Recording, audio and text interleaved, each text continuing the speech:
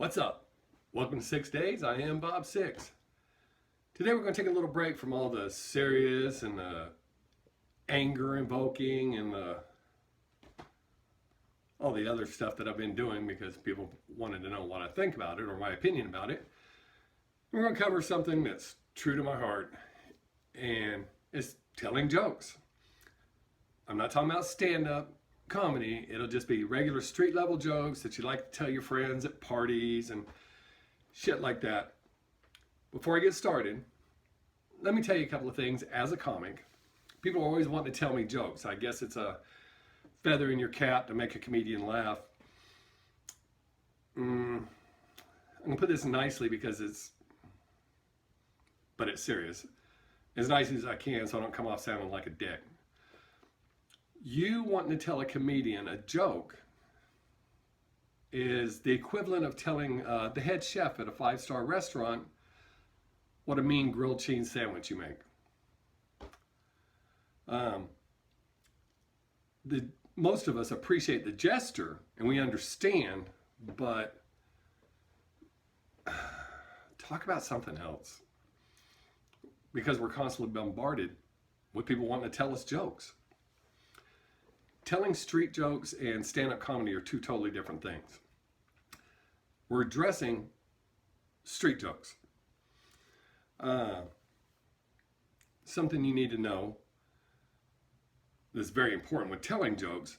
I'm going to tell you how to be a good joke teller, street jokes, how to tell good street jokes, how to make it entertaining for the people you're talking to, and how you won't to keep you from looking stupid when you try to tell the joke, because there's nothing worse than somebody doing the build-up and then fucking up the punchline. There's a reason that happens.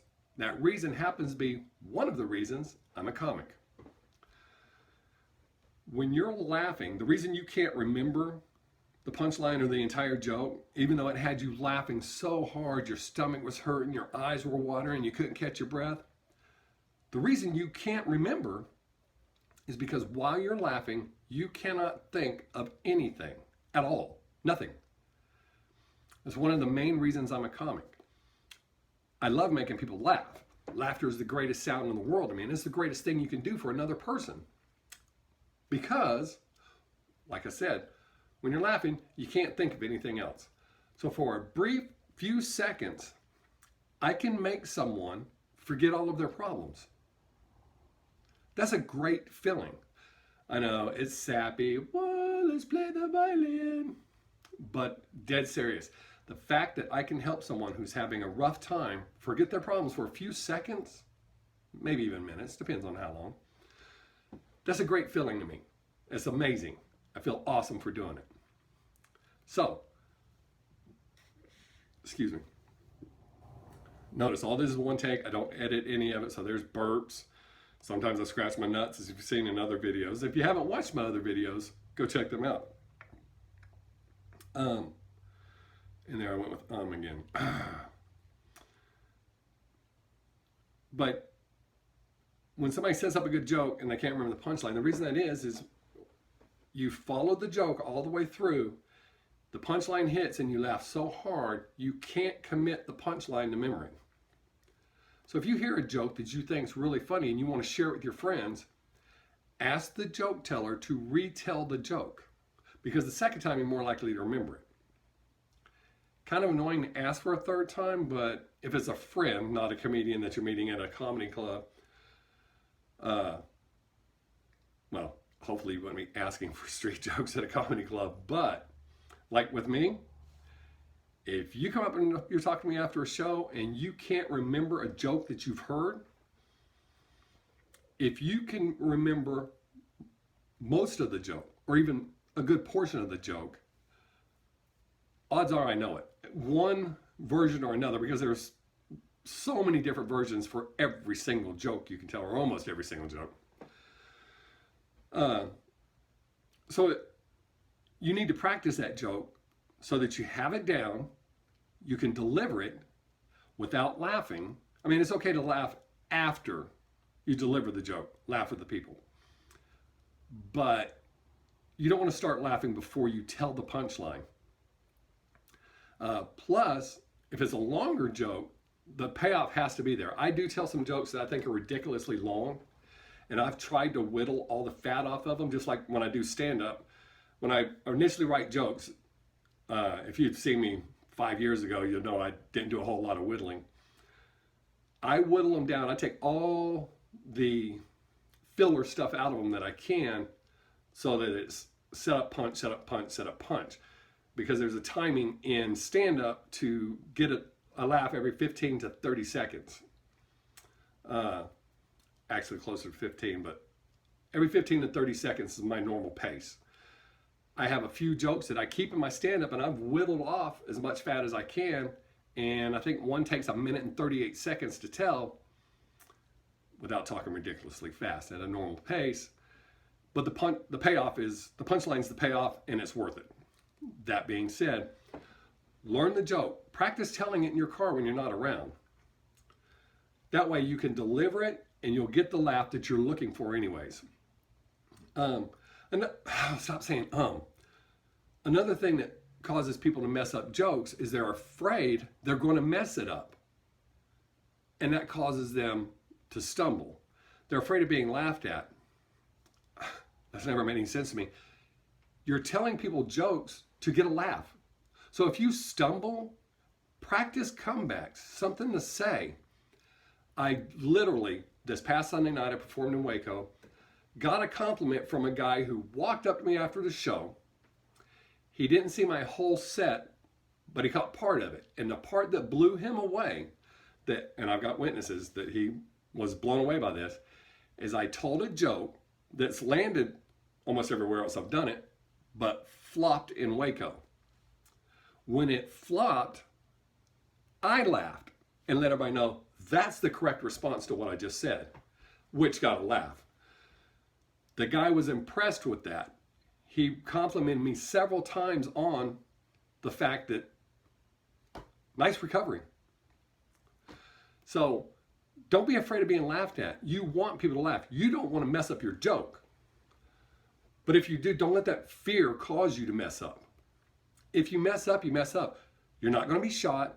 You're not going to be fined. You're not going to jail. You're not going to lose a job or anything like that. That being said, later when I give some examples of jokes, I'll tell you about my stepbrother.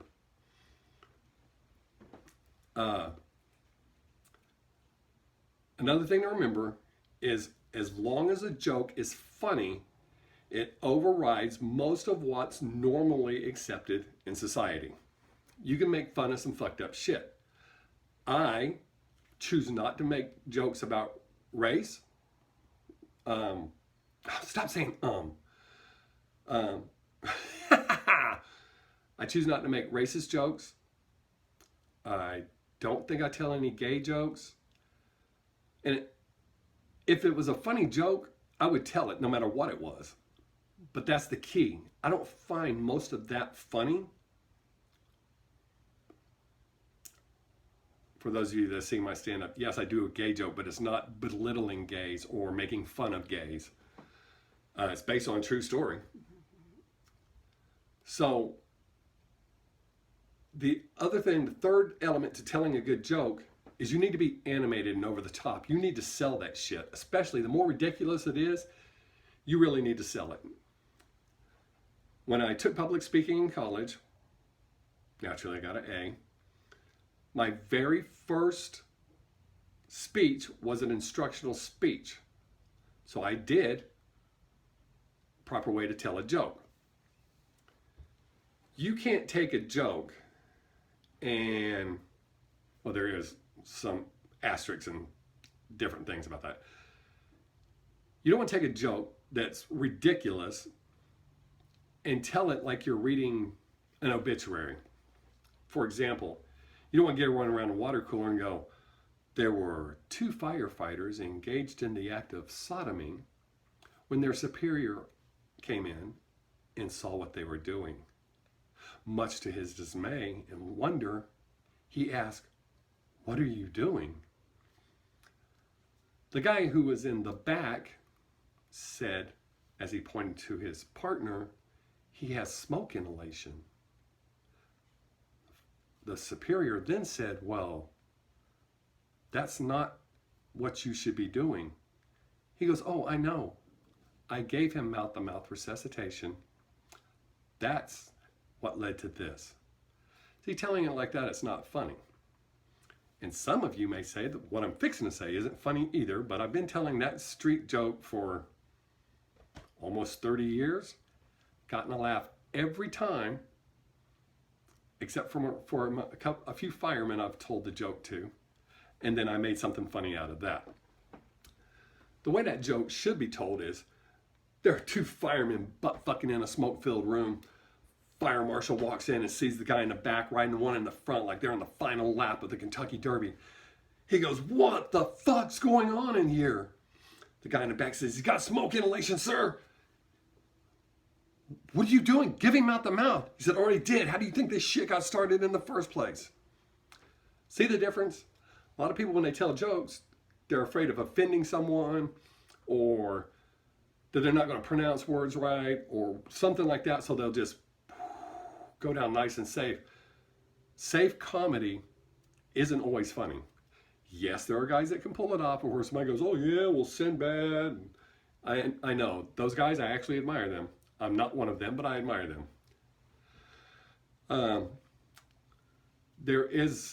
Everybody always says that too soon thing, and it's become a joke, but there really is too soon. I used to tell a joke way back when it was relevant. What's the difference between O.J. Simpson and Christopher Reeves? Oh, no. Oh, look at that. See, I fucked up a joke by telling you not to fuck up a joke. The joke is, why does Christopher Reeves hate O.J.? Because he knows O.J.'s going to walk. I had told my brother, one of my brothers, that joke, and he thought it was funny. He was a government official at the time, or local city government. Thought it was funny. Told it in the break room, and as soon as he delivered the punchline, like, wah, laughing, only to realize he was the only one laughing. No one else thought it was funny. It's another thing. Know your audience. I have a JFK joke that I tell is old, it's a street joke. But I actually started warning people, be careful who you tell this to, because some people won't find it funny. I told one of my other brothers the joke, and the first person he went and told was one of the worst people he could have told the joke to. Why wouldn't JFK been a good boxer? Couldn't take a shot to the head. You need to work on ways of telling it. Remember when you tell it. If that didn't work, try it a different way the next time. Look at stuff. 13 minutes. All right, I'm going to hurry up and get done with this. Here's a ridiculously long joke that I love telling and has never failed me. I've got to see if I can do it in a minute and a half. There's a father of five, single father of five, been out of work for 2 years, desperate for a job. One day he's looking through the want ads, sees that the local zoo's hiring, and all it says is apply at the zoo. Didn't say any requirements, so he goes down, says I'm here for the job. They take him into the guy who runs the zoo. The guy asks the man who's looking for a job, can you do any acrobatics? He said, yeah, I was a gymnast all through high school and college. He said, okay, here's the situation. I'm going to need you to sign this before I can take out the job. So he slides over a confidentiality contract. The guy's desperate for a job, signs it. The guy running the zoo, I keep saying that because I can't think of the name. I'm trying to tell this joke fast enough. Says, all right, now that you've signed this, I can tell you what the job's about, but you're sworn to secrecy. Nothing leaves this room. If you do, we'll sue the shit out of you. The guy said, all right. He goes, well, Kiko, our main attraction, gorilla, died. It's going to take 2 years for us to get a replacement. That's our number one attraction. People come from all over the world to see him. We can't go that long without a gorilla. Now the enclosure keeps people far enough away. We think we can pull this off with a guy in a gorilla suit. So if you're willing to do that, we'll pay you $200 a day.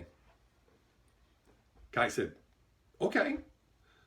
So the owner has him jump around, act like a monkey a little bit, says you're on, hires him on the spot.